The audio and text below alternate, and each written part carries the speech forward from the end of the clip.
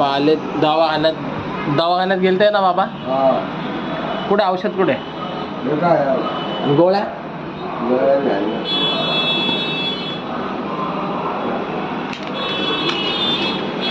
हे बघा बाबांना दवा आणलेला आहे.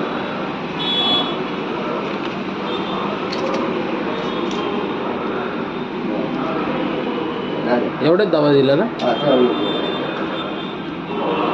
आता दुपारी जेवल्यानंतर हे औषध तुम्ही 2-3 टाइम पिऊ शकता.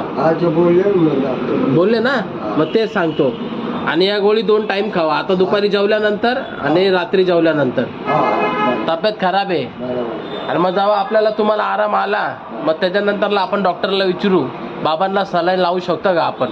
त्यांच्या परमिशन शिवाय आपण काही नाही करू शकत. बरोबर आहे ना? आपल्याला तुम्हाला बरं करायचंय, त्या हिशोबाने चालायचं आपल्याला.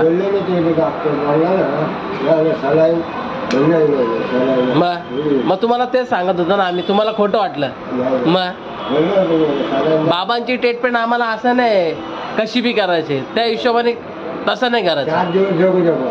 4 नाही 4 वर्ष अजून.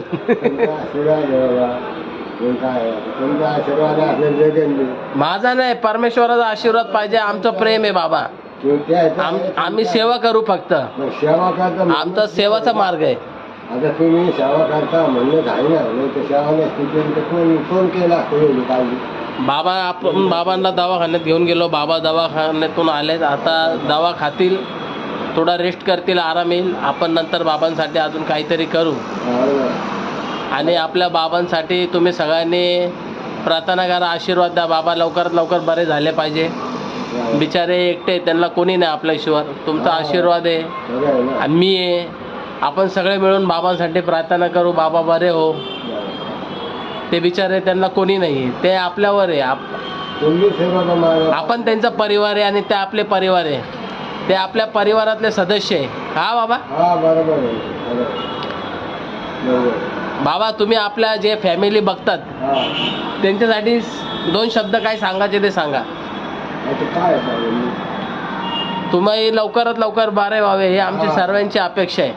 मग ते तुमचीच कृपा आहे ना. मी जर झालं लवकर नीट तर मग तुमचा आशीर्वाद आहे ना. बरं. तर माझा आपल्या सर्वांना असं एक रिक्वेस्ट आहे की बाबांसाठी सर्व आपण प्रार्थना करू, लवकरात लवकर बाबा बरे व्हावे.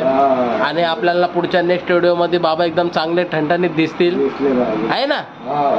बस बाबा तुमचा आशीर्वाद आमच्या सर्वांवर असं राहू, प्रेम. आणि लवकरात लवकर बाबांचा आपण एक चांगला व्हिडिओ परत तुम्हाला दिसेल.